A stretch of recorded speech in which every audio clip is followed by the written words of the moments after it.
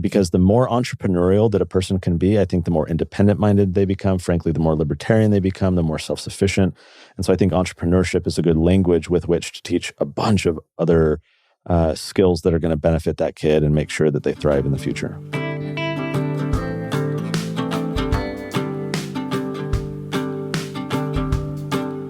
Hello and welcome to the Hannah Frankman podcast. I'm your host, and on today's episode, I'm speaking with Connor Boyack, the founder of Libertas Institute and the author of 40 books, including his most recent Mediocrity, a book about the 40 most important ways that the education system in America is failing our kids. In today's episode, we talk about the book. We talk about the ways that Connor is helping to empower parents to deliver an amazing education for their kids, both on the policy side of things and by creating resources like his Tuttle Twins books to help parents deliver an amazing education at the home, because that's where change starts. It doesn't start in a Capitol building. It starts in the home. It starts with our families. And Connor and I talk extensively about what good educational outcomes look like, what the most important things actually are to be teaching our kids, how to help them find their passion and their purpose, and how to set them up to thrive, and what that might look like in the 21st century in the era of school choice and ESAs and AI and all of the other crazy changes that are happening in the education landscape and the world at large. We had a lot of fun in this conversation, and I hope you enjoy. Connor, thank you so much for joining the podcast. Thanks for having me. I'm excited. I'm so excited I could catch you while you were in town. You're a busy guy right now. You caught me flying in and out. It's like fly fishing. Just got to grab it while you can. So I'm excited it worked out. You're here for what, like 24 hours? About 36. Yeah, I've had back-to-back meetings, and then I'm going to speak at a homeschool conference in South Carolina after this. So this will cap 3 weeks of solid travel that I've been doing. So wow, ready to go home and sleep in my own bed. Yeah, you must be ready for like a little mini hibernation. I need a vacation. Yeah, that's a good way of putting it. 3 weeks of travel is exhausting, even when it's pleasure travel. Yeah, and it's work true. travel, it's true. a lot. Although for me, work is pleasure. So you're one of those people. I am a weird person like that. It's the whole quote, if you love what you do, then you'll never work a day in your life type of thing. And that's certainly true for me. I derive energy from this, and I could do it all day long. I have to remind myself I have a wife and kids that I need to pay attention to as well. You say you derive energy from this. What is this? Well, so what I do is I run a nonprofit called Libertas Institute, and we do a lot of legal, political reform, changing laws basically, but also public education to change hearts and minds to sustain those legal reforms. So we're primarily headquartered in Utah, focus on state policy there, but now we work across the country. And so that is a big part of what I do, but then also all these, Tuttle Twins books, which we'll talk about, and other efforts to actually teach the rising generation, teach whole families about the ideas of freedom, entrepreneurship, the ideas of a free society. And so I basically am a full-time freedom fighter, and I've built a team around me to sustain me and being able to accomplish my goals.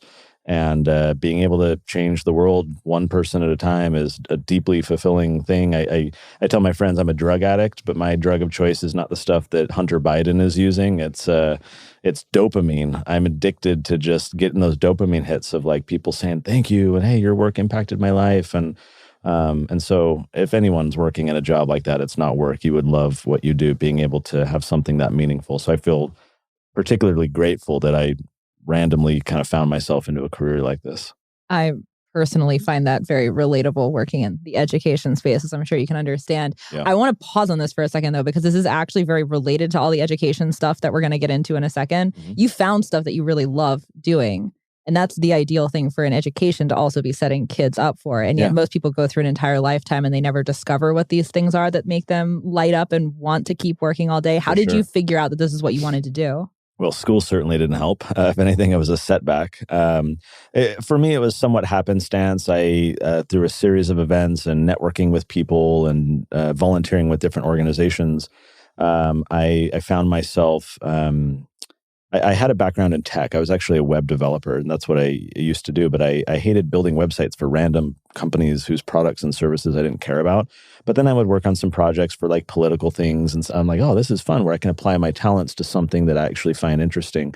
It's not a funny story. It's a tragic story, but funny timing. 15 years ago today, the day that we're recording this on whatever today is, March 29th. 15 years ago today is when my career got started in politics.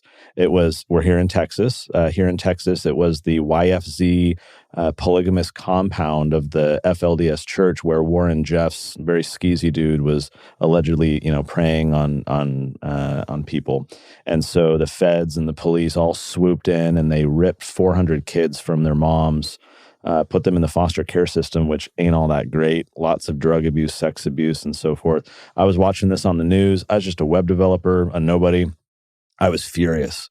I was so disgusted that the government, based on a legitimate concern, though, could take a sledgehammer rather than a scalpel. These kids were not suspected of being involved in any abuse. It was just this concern of we got to get them all just to make sure. And I can understand that. I want to have some kind of understanding and compassion. But for me, I was horrified that the government could do something this brazen. So I did an online petition.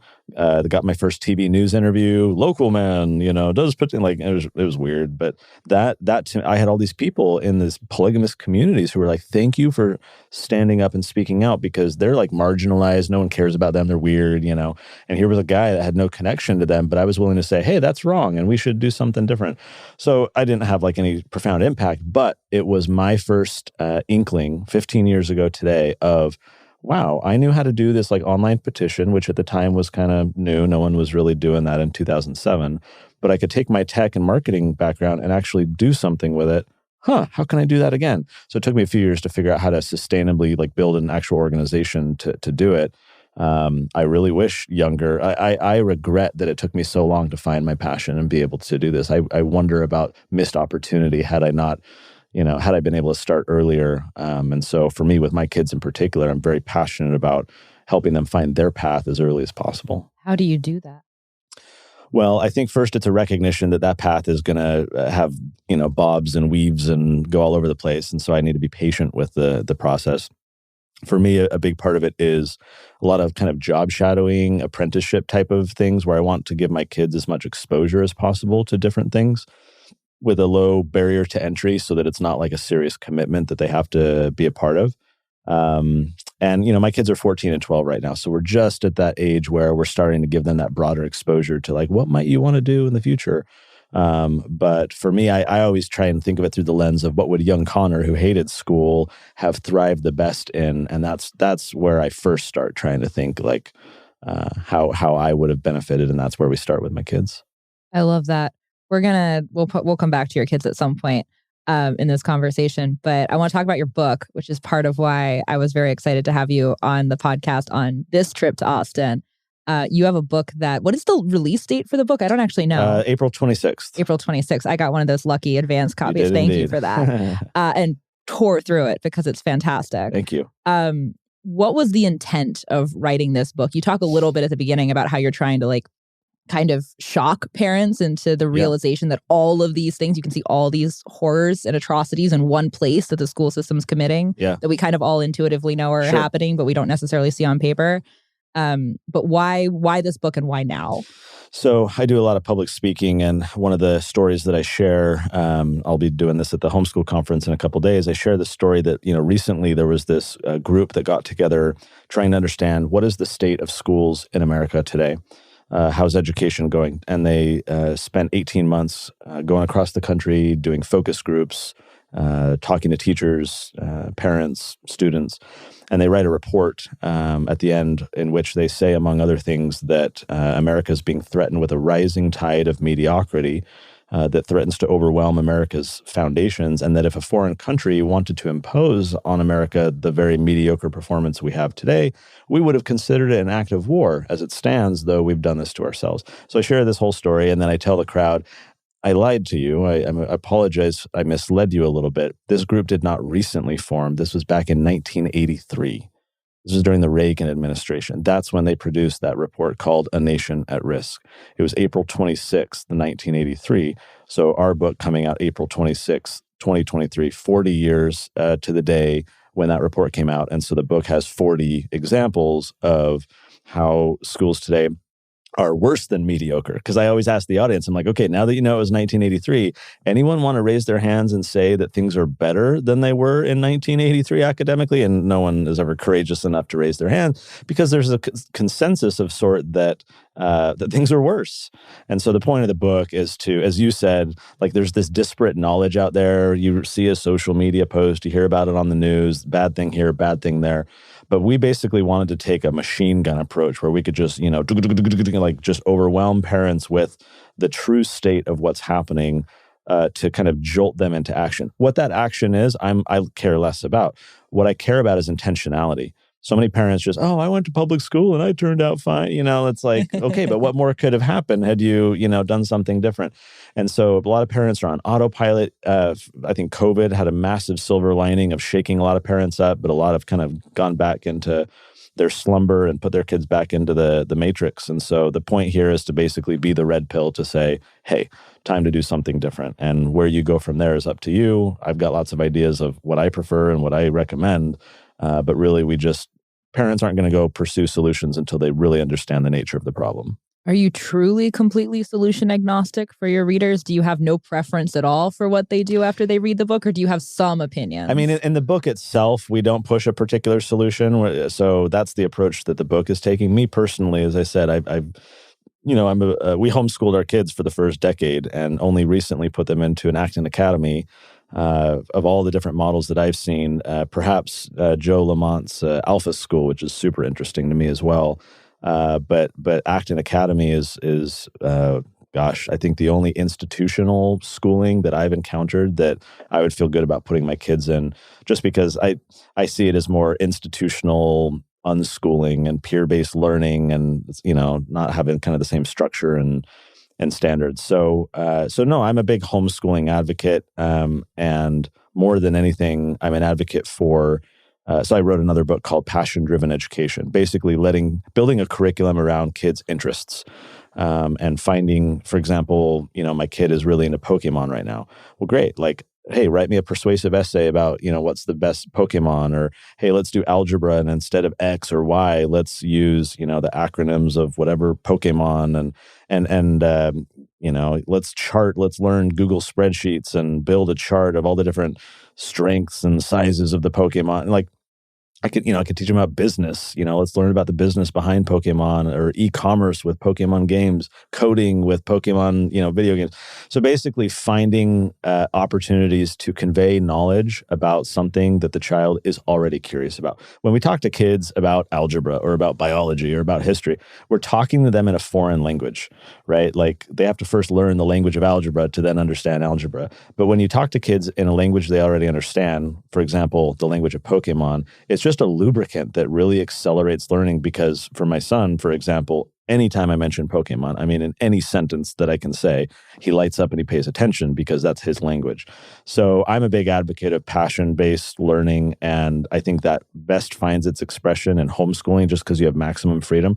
But you can certainly do it whether your kids go to a private school, public school. It just requires the parents to be a little bit more intentional and not just deferring and delegating to someone else to educate their kids. Which is strangely hard for the average parent. I say strangely because I grew up homeschooled. So my frame of reference around what is a normal level of interest for a parent to take and a normal level of liberty for a parent to take around their kids' education is a little skewed as a default. But the amount of fear that parents have around doing something different is enormous. And I'm sure you thought about that as you were writing this book, like even knowing that all of these atrocities are happening in the education system. And I don't think it's an exaggeration to call them that. It's still the status quo. It's still the safe thing. It's still the socially acceptable thing. And there's still such resistance to pulling your kids out of that and doing something different. It's better it's much safer to fail as a group than it is to even succeed alone and have to explain yourself to people. Yep. And a lot of parents really second guess their ability to deliver an education tailored to their kids. They question their own expertise and qualifications, which are words I kind of hate in this conversation, but that's how they think about it. Yeah. And this is something like I talk to parents all the time about this, but I'm very curious how you address that in the conversations you have. So, as I mentioned, I'm going to go speak at a homeschool conference, and I that's a big part of my public speaking. And over the years, as I've done it, I've noticed a trend in direct answer to your question, and that is, it's usually the moms who are doing the education, and they burn out so quickly because I think they have the wrong frame of mind when it comes to homeschooling. These parents, most homeschooling parents, or even just parents whose kids go to school, but then they're doing educational stuff at home as well, they see themselves as having to be the knower of all the things. I have to be the biology teacher. I have to be the English. Oh, I was no good at writing in school. How am I going to teach my kids? They're going to fall behind because I'm inadequate. And of course, most parents are the product of the public school system as well. And so therefore, they did receive an inadequate education. And then they feel that they cannot be that person to provide all the knowledge to the kid. And so what I tell when I talk to parents, I say, you don't have to be the knower of all the things. You just have to be good at Googling. You just have to be good at finding the resources when your kids want it. When your kids are curious about something or when they have a question, rather than looking up the question and then telling them the answer, instead, let them model your behavior of how you go find information when you're curious. Let them see that you're a student still, not a teacher, right? Homeschooling parents should never be the teacher. They should be a companion student alongside their child so that the kids can see that you're a perpetual learner, that it never ends, that we always are learning just in time for when we need the information, in contrast to the just in case model of school where it's like, oh, you need to know the quadratic equation 40 years from now, so let's cram it in your head now, just in case. We need the just in time model. It's how humans operate. My refrigerator breaks and just in time, I go watch a YouTube video and I figure out how to do it. We need to model that behavior for our kids. And that's where I see homeschooling parents, especially the moms, kind of like relaxing the shoulders. Oh, I don't need to know everything. I don't need to be amazing at everything. I just need to help my kids find the resources that will best empower them. And anybody can do that because everybody's good at Googling. Which I get such pushback to on Twitter. I imagine you do as well. I get teachers in my replies and in my DMs who are furious that I would suggest that it's possible to deliver an adequate education via Google, which is a ridiculous argument in and of itself. But people call me irresponsible for shilling such nonsense. Yep. And say, well, why on earth would you ever ask an expert if you could just Google it? What a ridiculous thought that we would have experts now, which, And yet when you go to the doctor's office, half the time they're Googling things because you have some malady or some specific thing that they have to go figure out, let alone ChatGPT and AI and all the things that we're going to be dealing now with in the education landscape. Of course, teachers are going to get defensive, right? They've kind of built themselves up in an environment in which they have to justify their existence, which is becoming, and especially with AI, is going to become increasingly hard to do. Teachers, I think they have a great heart. Most of them, some of them are just propagandists and activists, but I think most teachers sign up because they want to help kids and they love teaching and they love inspiring kids. And I think that's very laudable. I think we just need to rescue as many of those sincere teachers from the government school system and send them down alternative teaching paths so that, like John Taylor Gatto, who you know when he quit, right, in his op-ed in the 80s, he said, I'm hurting kids more than I'm helping them. And so if anyone knows of a profession where I can help kids without hurting them, please let me know. He quit after teaching for 30 years in the public school system. Yeah, which is an amazing level of humility that he had to acknowledge that and name it, because it really is a system that's designed to, like, it's setting itself up to fail with its incentive structures around, like, no one, of course teachers are incentivized to say that school is important because it's their livelihood. Right. And also it's what they know. Like, most of them have only ever been in the system. Sure. They went through it as students and immediately re-entered as teachers. They never had anything else. Real world experience. It's like taxi drivers. Oh, you need me. I know this city better than those crazy Uber drivers. I offer more security and we're bonded and licensed and you need me, right? And so they have to justify their existence, especially in the face of significant competition. Now we're seeing so many states passing ESA laws, school choice laws. We're going to see a lot of kids kind of leaving the system, especially as those flourish. So I think the system is right to be worried. Frankly, I think it's long overdue that the system needs to face a little competitive heat. They've taken for granted the monopoly that they've had for a very long time. And so I mean, competition improves everything, decreases prices, increases quality. That's exactly what our schools need, especially for the vast majority of kids who are going to continue going to government school. The best thing that we can do for them, since their parents are not going to rescue them from that system by pulling them out, is to have so much competitive pressure on the school system that they improve things for the benefit of all the kids that stay behind. Spoken like such a capitalist and libertarian. Very much so. I have my badge right here that you can see. Oh, yes. I see you've got the card. I wondered. Are there, besides homeschooling and besides Acton, which you chose for your own kids, are there other either models that currently exist or innovations that you see occurring in education at large that you're particularly excited about? Well, I'll stick with homeschooling for a second. One of the best things in the past 5 to 8 years, roughly, has been the proliferation of homeschool co-ops. Because in traditional homeschooling, or I should say, an impediment towards traditional homeschooling is mom usually feeling like, oh, I have to do all the things, and we're going to be alone, and my kids aren't going to get the social environment and all the things. And so we were part for a decade of a co-op, and it was fantastic because all the families would pool resources, and I would teach classes for the teenagers on like writing, persuasive writing, public speaking. I did a class once on the world's worst enemies of like, Marx and Mao and Hitler, and kind of going through it. Like, you don't get that in a government school system. Or some mom that was a biology major, she can teach a little science class for the kids. And so it keeps the prices low. It, provides the social environment. The moms have a support group, which is a huge thing so that they don't have burnout. They can lean on one another. So I'm really bullish on co-ops because they are everywhere now, especially post-COVID. And so I think that is among the reasons why homeschooling has tripled post-COVID. And I think ultimately that's the model, especially for younger kids. I frankly think that that's kind of the utopian ideal is, and why is that? I think it's because then the parents are invested. I mean, I don't think there's any education model in which parents are more invested than when you're homeschooling. And as any teacher in a public school will tell you, the best thing that you can have for the education of a child is an engaged parent.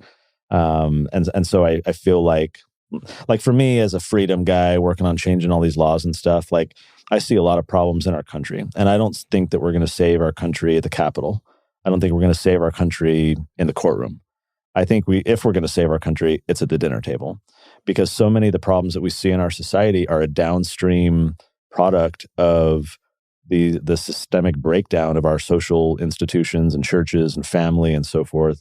People having climate anxiety, not wanting to have kids anymore, and all this kind of stuff. Well, that creates all these secondary and tertiary effects.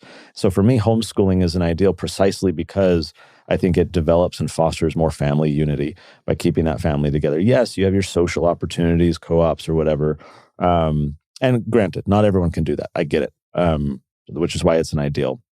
Other than that, like there's services like Prenda where you can do it like in school or you can do it at home, and they have an at-home model. And so I think there's opportunities with online learning and some other stuff to kind of have a hybrid where maybe there's some in-class time and then your kids are at home for part of the time. I'm a big proponent of Acton Academy, just the Socratic method in general, which is why I gravitated there with my kids. I mentioned Alpha School, which is really exciting, and they're going to be growing here pretty soon. Joe told me they're trying to go for 100 campuses, 100 schools, which is super exciting. And I think fundamental, like micro schools are the other big thing. We've been working on this in Utah recently, that there's so many, and I guess Acton Academy and others, they're micro schools too, but there's so many others where teachers are like, wait, I can quit my teaching job. I can teach half as many kids. I can avoid all the bureaucracy, set my own rules, set my own time, and be able to do what I initially signed up to do, which is teach and inspire kids. And so you have all these teachers who are leaving the school system and being entrepreneurial and starting up their own little, I guess they were called pandemic pods before, and I don't know what we call them now other than micro schools.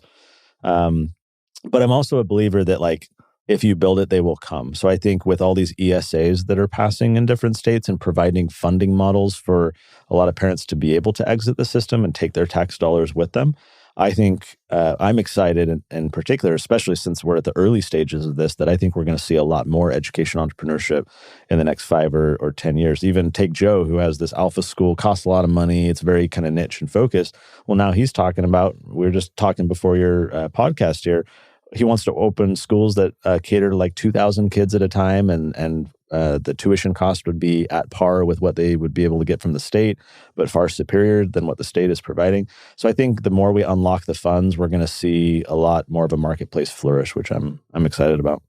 Yeah,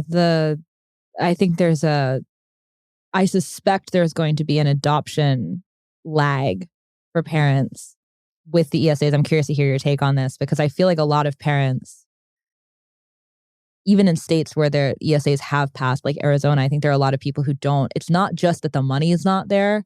It's that parents really don't feel like they know how to choose a school either, or like how to make an informed decision about what is best for their kid. Like, you're very passionate about this. Sure. You spend a lot of time thinking about it. I'm very passionate about this. I don't even have kids yet, and I spend a ton of time thinking about this. But not everybody is. That's right. How do you get a lot of questions from parents who feel like they kind of are jiving with what you're saying, but they don't really know what to do with it? We already saw that during COVID. I think a lot of us who were in the education space, where when the lockdowns happened and all the kids were sent home from school and suddenly everyone's a homeschooler, a lot of parents were reaching out to, who do I know who homeschools? Who can I talk to? My wife did like an info session in our backyard with like dozens of people in the neighborhood. Like, that's amazing. Here's how to homeschool, here's what you should do. And so for our organization, Libertas, we became the fourth state to get an ESA pass just a couple months ago. And we've identified this as one of the core drivers of the success of the ESA. And that is holding the hands of parents who would be interested, but for the fact that they don't know how to get through all the steps. And so having a kind of community outreach aspect, having an FAQ website, doing little webinars, just creating content that provides them with the knowledge and the confidence that they need to then make that step and do something different. They just need someone there who they feel like they can turn to when they have questions. So we're actually trying to set up an organization designed specifically to do that, so that we can then help more parents exit the system. Amazing. I want to talk, you just mentioned that you were involved in the passing of the ESAs in Utah, which is fantastic. You also, if I understand correctly, you were super involved in like freeing up some of the homeschool laws in Utah when you first started homeschooling your kids. Is that right? Yeah. Tell me about this. I mean, more on paper than anything. So in Utah, several states, the homeschooling laws, they're fairly restrictive. You have to teach certain standards. You have to have tests and so forth. In Utah, that existed on paper, but no one was enforcing it. So you had kind of this black market of homeschooling where people were just doing whatever they wanted, but feeling super guilty that they were breaking the law. Yeah, and then super nervous that somebody was going to catch them and take their kids away. DCFS or something, Yeah. Whereas you had others who were kind of the good rule followers that were doing that and unnecessarily. So basically what we did years ago was we just repealed the whole thing and said, like, this is silly. No one's enforcing it. And parental rights, and Utah is obviously a pretty red state, so we had a lot of sympathy and support. And so now in Utah, as in a few other states, all you do is you sign an affidavit to the state and say, my kids are no longer yours. See you later. And there's no requirements. There's no nothing. It's just wild, wild west. So that's been fun. And it's not like before parents were being criminalized or anything bad was happening. But for me, I wanted to have Utah be one of the top states just as a beacon, like an example to other states to say, look at our education outcomes and look at whatever social metrics that you want to see how our homeschooling law has not caused any problems. Therefore, hey, all you other states that have all these silly, restrictions, maybe let go a little bit. This might be a tough question to answer because the laws vary so much from state to state. But if there are parents, because I talk to parents a lot who will reach out and they'll want to know, like, where should I move to if I really want to homeschool my kids, or like, what are the most friendly states for homeschooling? But if somebody's hearing you talk about this and they're like, it would be cool if my home state was a little friendlier towards this. Yeah. Is there somewhere that you would direct them to start, or questions you'd direct them to answer, or things that you'd recommend they do? Yeah, absolutely. So first is HSLDA, the Homeschool Legal Defense Association. They've got a website where you can look up, all your state policies to really understand what is actually there. So if you don't know, I would say go there. It's a good resource. When you're ready to fight for doing something different, I would encourage your listeners to go to spn.gov. That stands for State Policy Network. So what that is a national association of think tanks like Libertas who work at a state level. So if you live in, Tennessee or Michigan or whatever, you can find the group working in your backyard and go approach them and say, hey, have you guys worked on this before? Can I help? I'd love to share my story. I'd love to do something about it. And those groups are best positioned within kind of the right of center, pro-family context to help you change the law. Amazing. So you mentioned earlier that, yes, the laws are important, obviously from a practical standpoint, like whether or not you're able to homeschool your kids is a really big deal. But at the same time, like the big change isn't going to come from top-down governmental changes. It's going to happen on a family by family basis, which I'm very inclined to agree with you on. How do you think about, especially in the realm of education? I know you think about this much more broadly because you have your hands on all sorts of different things, but especially with education, how do you think about where to direct your energy as someone who has a very clear vision for the world that you want to be living in and the world you want to be promoting? At least it seems that you do have a vision that you're striving towards. You're putting a lot of energy into the politics side of things, but you're also putting your energy into supporting parents making change themselves, like starting from the bottom up with this book, Mediocrity, but also the Tuttle Twins series and some of the other stuff that you're doing. How do you think, both on a broad scale, like where the important things lie, but also as you're dividing your time and energy, how are you thinking about that? Such a good question. And I'm smiling over here because I get asked this a lot. Like, how do you prioritize time? And, just this morning in a meeting, because this is my 40th book. That's incredible. And it was like, how do you sleep? And, this is the question I get. Sort of. I get the most. And I tell them, actually, I have no other hobbies. This is my hobby. All of this, it's my work, it's my passion, it's my hobby. So I dedicate all my non-family time to this. In reality, I believe in the approach of like throwing mud against the wall and see what sticks. Okay. And what I mean by that is like, I want to do everything. And that, of course, creates complication with, but I'm like, if Elon Musk can do everything, then why can't I? But, fair question. But what it really means is to enable me to have my hands in a lot of different things, I need to build teams and systems that can automate and delegate a lot of the managerial, logistical kind of stuff so that I can, spend half an hour here and then jump over here for 2 hours and then take a call over here doing something else. And so I have a great team that has been able to take off a lot of that workload so that I can kind of bounce around and focus on where I feel that I need to, because I'm like, freedom guy plus ADHD. It's like, oh, that's a bad law. Let's go fight it. Oh, hey, here's a tweet, that I need to go do. And I want to be able to kind of be nimble and I don't know, pursue opportunities as they arise and not be kind of so stuck down in a particular system. By no means am I perfect at this at all. It's always a work in progress. Frankly, I feel like it's like the plate spinning thing where you've got like one on your toes and it's getting wobbly. So you have to go give it some attention, and then you got one on your finger. And so it's really just, I've got a lot going on and I pay attention to what gets wobbly, and then I go jump in and try and keep its momentum going, and it makes things interesting. But from a like tactical standpoint, oh, if you have, sure. Like, yeah. How do you think about the split? I'm glad you followed up with that. So I'll be very frank with you. I've got my policy hat where we're changing laws and stuff. And that's how I started with that story 15 years ago. And so that's kind of my background. But there are days where I feel like quitting that entirely, because I have seen no greater way to change people's hearts and minds than to help parents help their kids.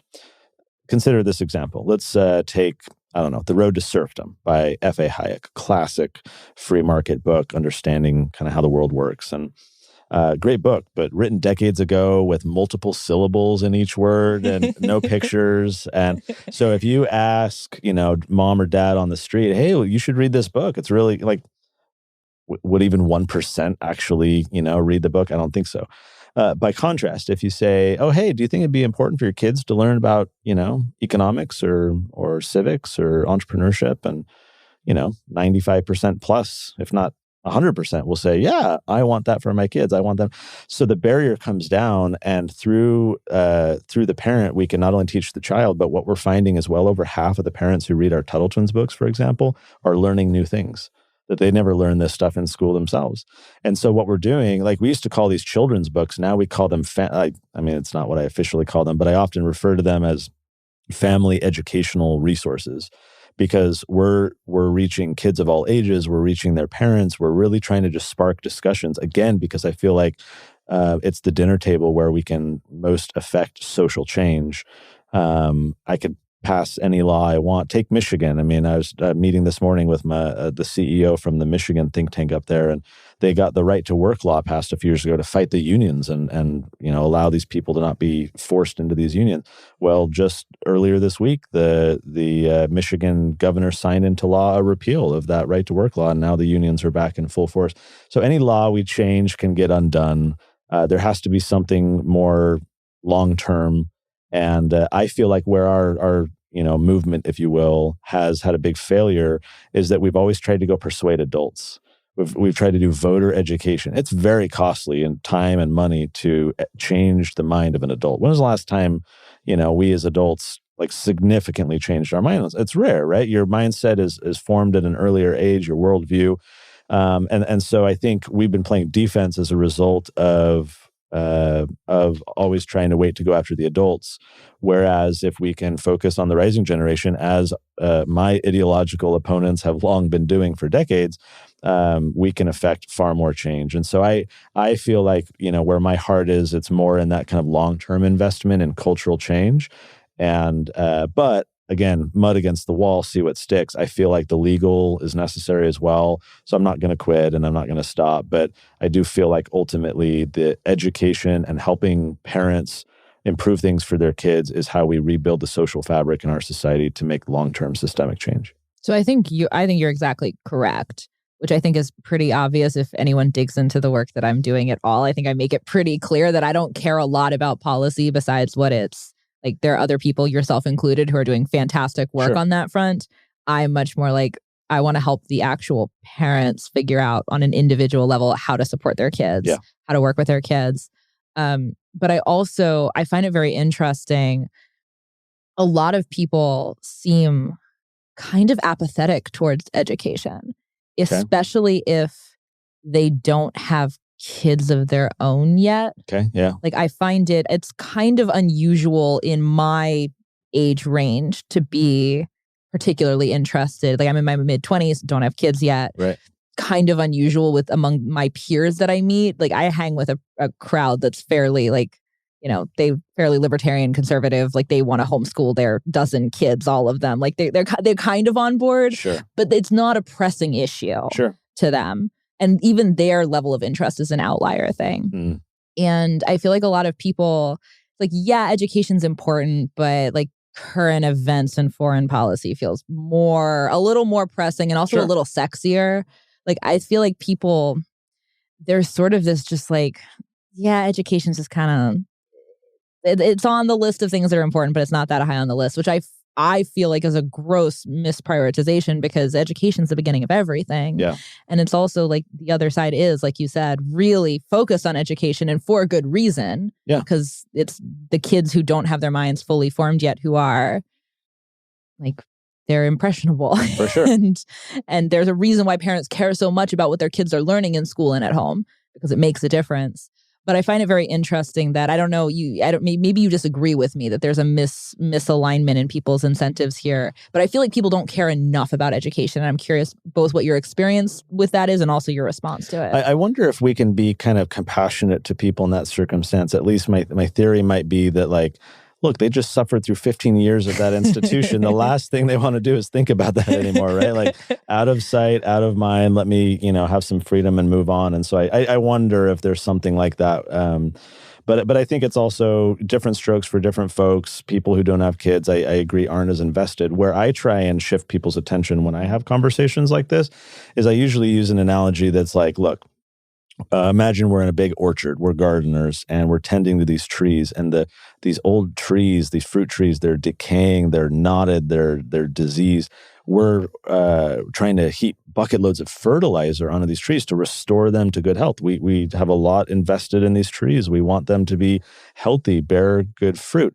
That's awesome. We should do that. We should save the old trees. But any good gardener worth his or her salt is also focused on the seeds and saplings, making sure that they avoid the same kind of, diseased state as the older. And that's where I think we have had a critical failure for those of us who believe in freedom, broadly speaking, is that we've been fertilizing old trees and we haven't been focused on the young. So to your friends and to my friends in that age bracket, I would say, I agree with you that current events is pressing, it's urgent, it's very hyper relevant to the now. But it's a symptom, it's an outgrowth. And we're just going to keep being distracted by all these daily crises that emerge if we don't fix the systemic problem. It's Henry David Thoreau, for every 1,000 hacking at the branches, there's one striking at the root. I'm sick of hacking at branches, like I did that the first decade of my professional life doing this stuff, tweaking here and passing a law there. And like, I have limited time on this earth. And I want a legacy. I want impact. I want to help people's lives, impact people's lives, and so I got to go for the root. And to me, education is the root. I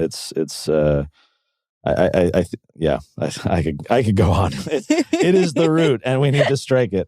We could stay here for a while. Yes. I'm sure we both have a lot to say about it. But from if education's the root and culture is the root. Yeah. And it starts with the families. Besides educating kids on these more like conservative, libertarian economic ideals with the Tuttle Twins books, what are the other biggest both things that you want to empower parents to feel competent doing or facilitating with their kids, but also like what are the biggest cultural shifts that you feel like need to happen on a family level to see the change that you want to see? That's a big question. I like it. I feel like, there was actually a poll that came out. You probably saw this a few weeks ago. I don't remember the name of the group behind it. It was a really big poll, and they prioritized like 57 reasons why parents prioritize K through 12. And so they were asked to kind of rank all the different priorities. By a way of example, an interesting one was college and career readiness, which, is a Common Core term that was bashed into everyone's minds throughout that process. Parents, adults taking this survey ranked it like 47th out of 57, so very low priority. What was at the top? It was practical skills, number one. Number two, critical thinking. When you look at that, my takeaway is parents ultimately don't care about academics. They know their kids will figure it out. They know that most of the stuff their kids are going to learn is irrelevant to their life because that's the lived experience of the parents who went to college and got a degree in philosophy and now they're, working at the local factory and or being a welder or something and making six figures. That they understand that there's that gap between academics in this artificial school sense and the real world in the future, which is why I think a lot of them prioritize these higher order things. I want them to be a functional, literate, intelligently thinking individual. And so for me, what I'm thinking through with Tuttle Twins, but beyond it as well, is how can you optimize for that? How can we best help parents to instill, for example, critical thinking with their kids? I think one of the challenges is we have to help the parents develop critical thinking as well and make sure that they can model good behavior for their children. And so that's one of the things that I'm kind of thinking through what that looks like and how we can optimize for that, create product services to facilitate that. The other thing that I'm excited about that I think is maybe tangential to this question, but I see it as kind of a bullseye, is we have this program called the Children's Entrepreneur Market. And this started 5 or 6 years ago because we got Utah to be the first state in the country to pass a law protecting youth entrepreneurship. So kids don't have to get a business license, a food handler's permit. You've seen these stories of like little kids' lemonade stands getting shut down in the land of the free. It's ridiculous.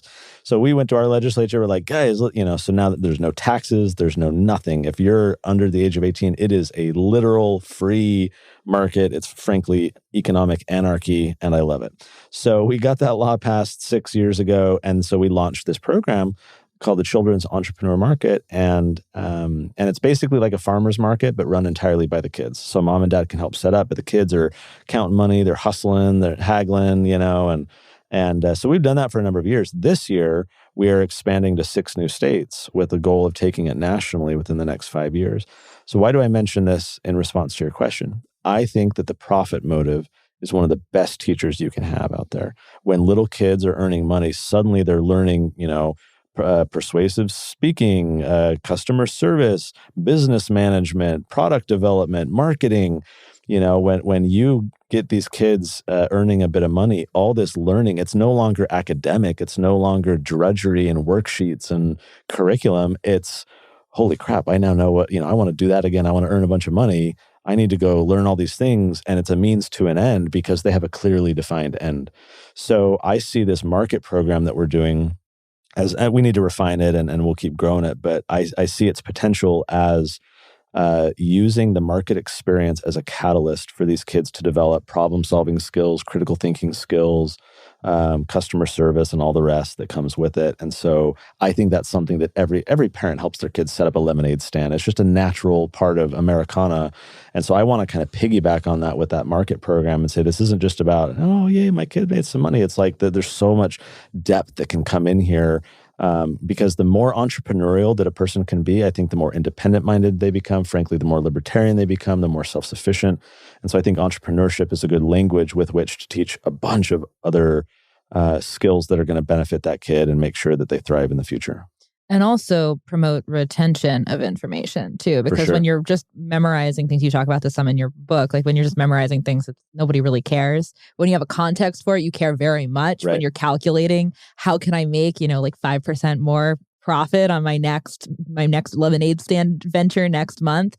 You're going to care very much about how the math works. And also you're going to be incentivized to learn more, which is one of the things. One of my favorite parts of the book was the chapter, I forget the title of it, but the chapter where you talk about the 8th grade test standards in the 1800s in Kansas and then the early 1900s in Kentucky, and how they're asking very complex but very contextual math questions. It's not just that they're more complicated than the questions that kids are being asked now, but it's far more practically interesting to calculate. The kids are doing, a lot of it was business math questions. It wasn't just how many watermelons can Stacy fit in her car. It was like, how can you calculate the interest on a loan that's being paid off over this time period, which is actually something kids were going to need to know how to do to go start becoming a part of the family business or managing the family farm or starting their own thing as teenagers, which in a lot of ways, I know we really, as a culture, we have this sort of like collective grief around the generations of people that missed out on having a higher education because they had to go work the family farm when they were in 8th grade. Like my grandpa, I remember hearing him talk about this when I was growing up, about how his dad made him quit school when he was in 8th grade, and he always mourned missing out on higher education. But in some, like there were elements of this that were also correct. Where you were learning things that were preparing you for the real world, and then you're older, as you're moving towards adulthood, you're also learning, like you're learning more in the real world. And when done correctly, that can be a very enriching experience where you've learned all of these things that are important to know to be successful in the real world. But then you're starting your own business when you're a teenager and you're like learning higher math as it relates to running your business, not just as a bunch of abstract theories and formulas that you're memorizing and you know how to spit out onto a piece of paper, but you don't really know what they mean or why they're interesting or why you're supposed to know it. And so I think I'm a huge proponent of entrepreneurship for kids because it contextualizes everything that you're learning for the real world, like you just described, but it also, kids remember more. Like I don't remember a lot of the math that I learned in school because I didn't like math and it was boring and I didn't care.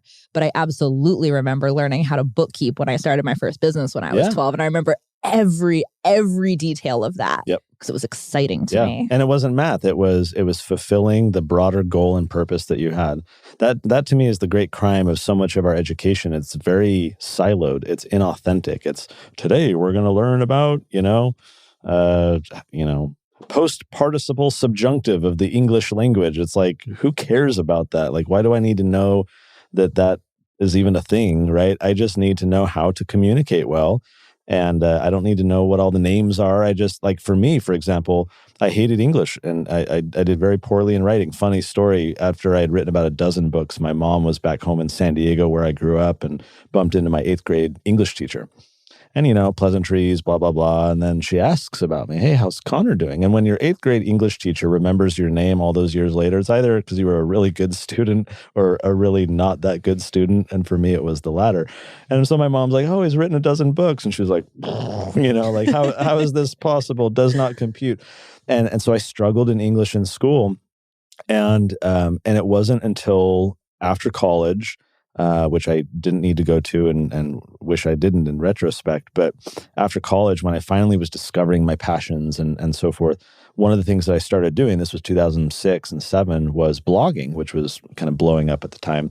And it was fun. It was a good outlet. But then people started reading it. And then I was like, oh crap, I suck at writing. And it was this like natural inducement where in the span, I think of like 3 months, I 10x'd my writing ability, in such an accelerated fashion than I spent years of drudgery going through English in school. Like a kid who wants to, sees Elon Musk and, SpaceX and rockets and stuff, right? If that kid develops an interest in let's say, rockets and science, will learn in the span of just a few weeks more than years of science class and math and physics because it doesn't have context. And so I think context has to precede content. And the problem that we see in the schools is that it's content without context.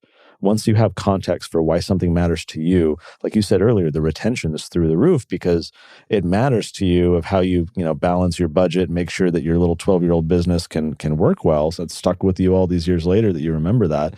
It's because the context was there. That's the glue that really, I think, retains the content. Otherwise, it's just in one ear, out the other. It's pump and dump, put all this in your head, regurgitate it, move on. That to me is where the school system is lacking, is in context. So this is a total tangential point, but I was thinking about this today, so I have to share. I was reading your book, and I also at the same time was listening to the audiobook of Atlas Shrugged, which I've read before, but my friend was listening to the audiobook. I was like, that actually sounds like a really fun way to refresh on this book that I love. Yeah. They're eerily similar. Like I feel like either one can kind of work as a metaphor for the other. That's funny. In that, like in Atlas Shrugged, it's all about, that like everything's just sort of crumbling, but everyone's pretending that it's fine. Sure. Like it's like, well, the experts say this and well, the board says that, so it must all be okay. And meanwhile, everything's just like slowly spiraling into the dust. And there's this weird deferral of responsibility and accountability. And it's like, well, like we have to get everyone's consensus on this. And then if everyone says it's okay, then it must be okay. So we're going to do it. And we don't really care how it's actually turning out. And a lot of the phenomena that you describe in your book are very similar in that there's, like our test scores and our academic outcomes are slowly spiraling into the dust. Yeah. But we have this like group consensus where, well, the education, the teachers unions and the Department of Education say this is what we're supposed to be doing, so we're going to do more of that. And it must be fine. Like everyone's deferring responsibility onto the collective instead of taking individual responsibility. And when you take individual responsibility, you can deliver incredible outcomes for your kids, like homeschooling parents are, and parents who have their kids in micro schools and Acton academies. And I just thought the parallel was so striking and reading them at the same time. I don't know if you've gotten that before, if you were aware of this. There's even, I forget what it was. There's something you said in the book where it's even like using a turn of phrase that they use in Atlas Shrugged. I was like, is that on purpose? No. It just must be ingrained from all my Ayn Rand reading in earlier years. So you'll have to tell me later if you remember that part. I'll have to look. I'll put it in the show notes too. To me, it reminds me right now when we're recording this, the past few weeks has had all this bank turmoil and so forth. And what have you seen? You've seen Janet Yellen, you've seen Biden, you've seen central bankers throughout Europe and others saying, the banks are fine, everything is sound. They're coming out on Sundays now and saying that, because they're worried about Monday morning and bank runs and so forth. No one believes them. Everyone sees through it. Like we all know that the fact that they're telling us that the banking system is fine and that our economy is doing fine is precisely because it's not. And so to your point that you bring it up, I feel like we've been told for a long time, the school system is fine. Everything's okay. Kids will turn out fine. I turned out fine. This is, to your point, consensus. This is what the experts have said. And so I think we should apply the same skepticism to those people saying that about the education system today than we do these, bankers and politicians about our economy, because I think it's the same problem, is that they're claiming things that simply are not true. They're saying things are fine. I look around at our society and how much apathy and ignorance and that there is, and I am disgusted. And I feel like that is the byproduct of decades of this modern experiment in government schooling, and it gets an F in my book. Yeah, I think I almost think that's a generous. Yeah. We need to add lower? some. We need to F add some. minus. Yeah. Graded on a curve. Yeah. I think I agree with you completely. And I also think that I'm shocked. Yeah, I'm sure you couldn't tell. But also, like, all of everything is there that parents need to exit the system quite gracefully and deliver a far superior education for their kids. It's the tools are there on the internet, like everything you could ever need to know to educate your kids is available for free. It seems to me like it's kind of a courage thing. It is. Like it's the biggest piece that's missing is parents feeling like they're ready and able to take the leap. I would also add to courage, I would say sacrifice. Because especially where a lot of families, because of our economic circumstances, the mom feels like she needs to go work or she wants to go work. And so, do I need to stay home now and do this? Or how do we kind of manage? Can you remote work on these days and all that kind of stuff? So I think sacrifice is another thing. But to me, I like to flip that question. I say, okay, there's trade-offs with everything. And so it's like, it's convenient for you to just send your kid to school, but what are you sacrificing by doing that? Are you sacrificing your family bond? Are you sacrificing their financial future? Are you sacrificing their kind of ideological fidelity to the values that you hold? Or you send them off to be brainwashed into some crazy Marxist experiment? So there's trade-offs all around. I think a lot of people just have blinders on and think that everything will be okay. And the point of the book, in part, is to say, like, things aren't okay, and it's not the school system from 2 generations ago. Things are kind of bad right now, and we should have eyes wide open about it. Yeah, and even if nothing else, you're sacrificing your kid's ability to have a really phenomenal childhood, which in and of itself, like that's an amazing thing for them to carry with them through a lifetime, is the memories of having time to play. Sure. And having time to build a business and experiment with things and follow their passions and know what those passions are and know what they're interested in beyond just what they're being told to do or what their peers are pressuring them into doing and liking at school. Like even if you don't think about any other future outcomes, that alone is a very compelling reason, at least in my mind. I like what you're saying, and I agree with it. I think the individual context is important for every particular child. How are they doing? How are they thriving? Yeah. I think we also need to think through this in the aggregate context. Like, how do we form and fashion society? And how can we educate the rising generation in a way that will produce the most successful and safe society that will avoid a lot of these kind of social contagions and problems that are happening? And the question that I have in my mind is, does this modern school experiment, is it conducive to producing civically engaged, independently minded, entrepreneurial type of, the grade A of our society that we want kids to aspire to? Well, no, I don't think anyone would say that the school system is conducive towards those ends. And so I think about it also kind of with my think tank hat on, like, how can we do this in the aggregate? What systems do we need that can produce the best outcomes, not just for the individuals, which is ultimately what matters most, but like, man, our society now is the byproduct of waves of high school seniors and college seniors coming out into the real world with all of their ignorance and bias and stupidity that's been drilled into their heads. And is that helpful towards our society to go in the right direction? I don't think it is. This is a very big, sweeping question. So I don't necessarily expect you to have an answer to this, but I think this is a fun speculative note for us to close on. Yeah. If you, assuming that you got every family in America sold on the idea of exposing their kids to the Tuttle Twins books, the types of ideas in the Tuttle Twins books. I don't know if every family in America is or isn't your objective, but like, we'll just imagine that you succeeded in that. Okay. And you've gotten every parent in America to be like on board with the ideas that you're talking about in Mediocrity around the education of their kids and how to think about a successful education for their kids. They're taking it in their own hands. If you could effect one more you could add a third cultural shift that you would make, what would be, is it, because there's so many other things in pop culture that are really off that we don't have time to go into here, but I'm sure we would have a fun exploration of those too. But what, like, if you could hit one more that you think is like the real problem, what would it be? Wow. Well, I don't know if you'll expect this answer, but to me, the answer is to abolish the Federal Reserve. Not where I thought you were going. I have a reason for this. So, not really education related, except that it is. So, a book that I highly recommend is called The Bitcoin Standard. And I recommend it as an economic text because the first half of the book has nothing to do with Bitcoin. It's all about understanding money.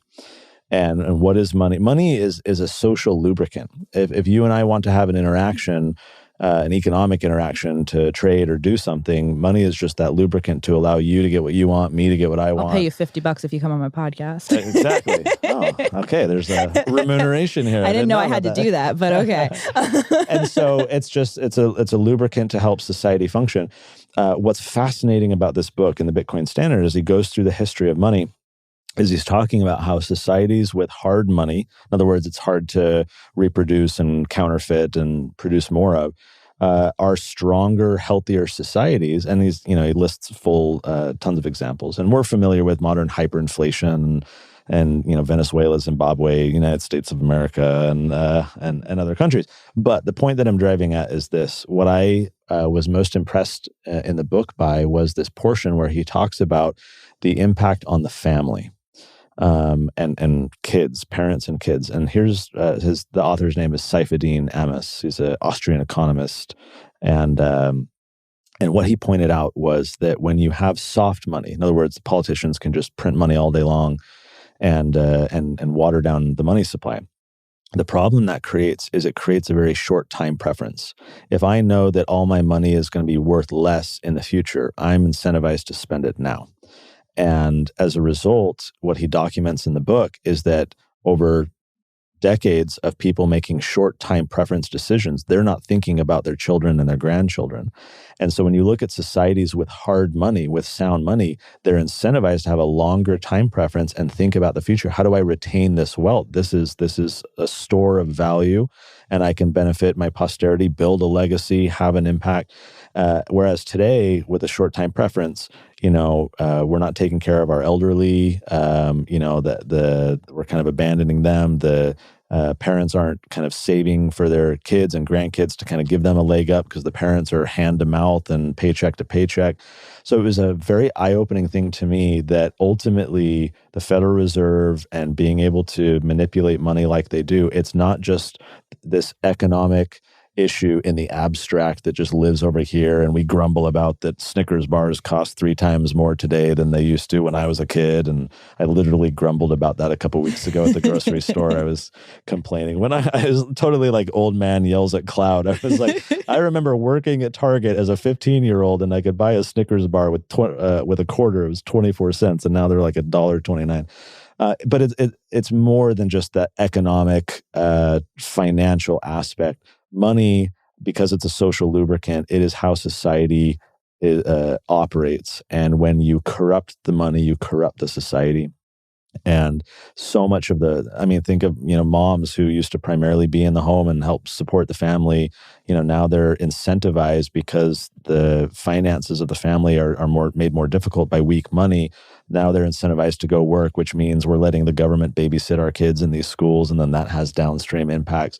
So as I look, not only from that book, but many others from the Mises Institute and other organizations that have written a lot about this, I feel like money is the root of all of the state's evil when they can print it, when they can corrupt it. And for me, as I think about parents and kids, what will have the greatest social change? I think we need hard money. I think, whether it's the gold standard, Bitcoin, whatever, we need harder money, because the government being able to manipulate families like this without them even realizing it, just these kind of like downstream effects. Again, we can hack at the branches all day long. I can give you other answers about, I think, whatever. Like, I think this is another route that we need to strike that would have a lot of impact were we to succeed. That is a phenomenal answer. We could go down this rabbit hole for another hour easily. Round I have two, so many next thoughts. edition. Yes, we'll have to table this for now. Connor, if people enjoyed this interview, and I'm certain they did, where would you send them to learn? Where's the next best place? Would you send them to Libertas, your Twitter, your website? Where? Just Besides, Google Connor I don't know if people can Boyack. see it, the book. Yeah, Mediocrity's on Amazon. You can go get it there. You can find me at connorboyack.com or just Google my name. You'll find all kinds of stuff, both good and bad, but adventurous nonetheless. And then if you're interested in Tuttle Twins, it's just TuttleTwins.com. Fantastic. Thank you so much for fitting me into your busy this schedule. Was great. I enjoyed it. Awesome.